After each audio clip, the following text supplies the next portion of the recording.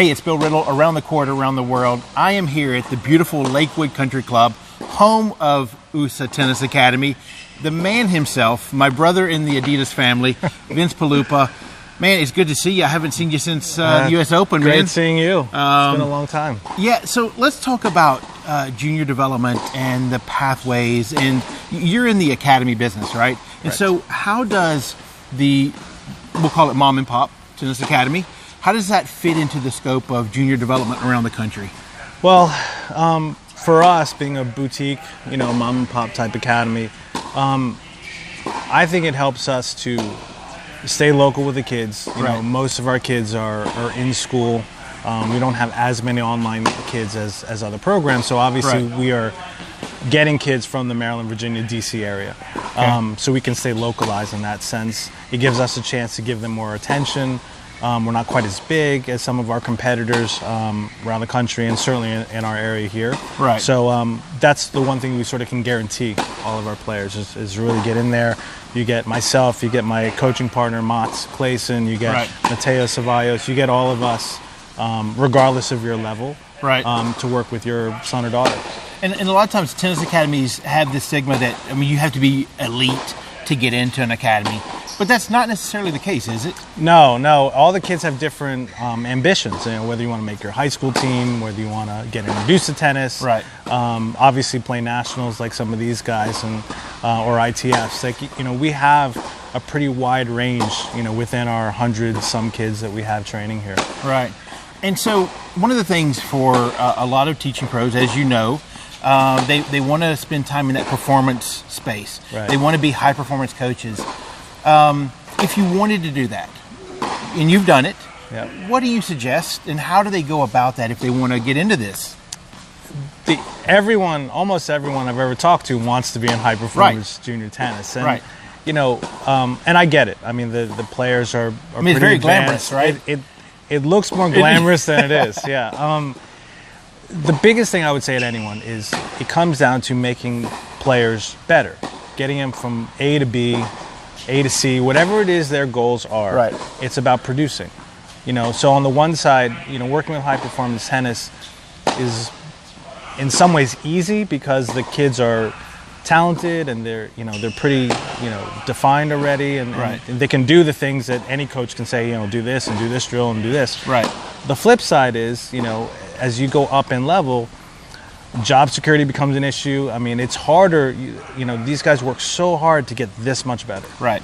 So that's the other side that people don't talk about is how difficult it is to make a kid, go from 50 in the country to 30 in the country or 20 in the country, or if you're talking localized, just make them, 30 in the section to 5 in the section. I mean, those are.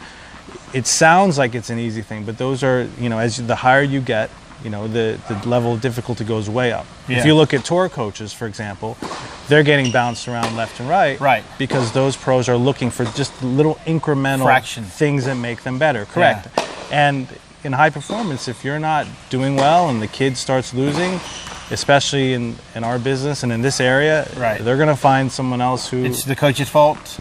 In a lot of ways, yeah. I mean, that's what the perception may or may not be. I mean, it actually may be, and in some cases, more often than not, I think it's the totality of the training. It's not necessarily any one individual's fault, but, maybe they were led down the wrong road, and told, overpromised. I mean, that's the other part of this is, in our case, we're pretty honest with the players, and that may even turn away some players, and we understand that. But, our principles are a certain level where we don't want it to be, oh, you've got pro aspirations, when we don't actually see it or believe it. And I don't even want to say it in that way where it's like it's not going to happen. Right. But there are steps. There are levels that if you are 30 at Mid-Atlantic, well, let's work on being top 10 first. Let's work on playing our first national first, and then go from there. It seems like a lot of people want to skip those levels, and I think that's kind of the same for a lot of the coaches too. They kind of want to, I played some tennis in college, or I did a little this. I only want to work with the best kids, and it's, you have to earn your stripes too as a coach. Yeah. And you have to take players, like I said, from A to B, and it may start out lower, in the section, but that's okay. And build your reputation, build your stable that way, and then I think you can start to excel. Well, that kind of leads us maybe to the last question here. Quickly, where do kids and parents go wrong? Because how long do we have? This is a 3-hour segment. No, yeah. but like, could you pinpoint to one thing? Is there something that happens? So it's hard to say. Like, when there's so many factors. Right. You do have a coach. You do have an academy or a club. Right. You have the parents. You have the kid or kids. Right. For us, what we've seen over the last decade plus is the movement. Is things aren't going well, we're going to switch coaches. Right. Things aren't going well, we're going to switch coaches. They don't stay with the process long enough? Correct. Okay. And every coach has their own style, has their own vision, and most of them mean well. Like they're trying their best. Yeah. And I think the parents, if you become results oriented, especially in the early years, that's sort of our red flag, is when we see a kid who's 12 years old or 13 years old and we're their 4th place that they've gone to. That's already sort of like, we make note of that. In a lot of cases, it's not that the coaches or the academies do anything wrong. Right. It's just sort of maybe in their young DNA, like that's just what they're told. And we're also in a weird spot as a sport where, of course, individual sport versus team sports, but the parents are the bosses. Yeah. We're coaches, and if we have 100 kids, we have 100 sets of bosses because they choose. The parents decide if they're going to train with you or not. Right. Sometimes even if the kid wants to stay. So it's a weird spot for us coaches where we have to set a culture and set a tone, and at the risk of someone saying, we don't agree with this, we're leaving. We're out of here. It's a fine line. It's a fine line, especially for those who want to get into the business and those who are experiencing it now.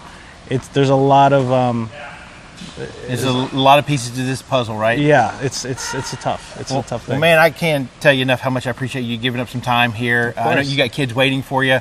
We're talking junior development, player pathways, tennis academies with my man Vince. Thank you so much. I appreciate it. We'll see you on the court somewhere soon. We'll see y'all.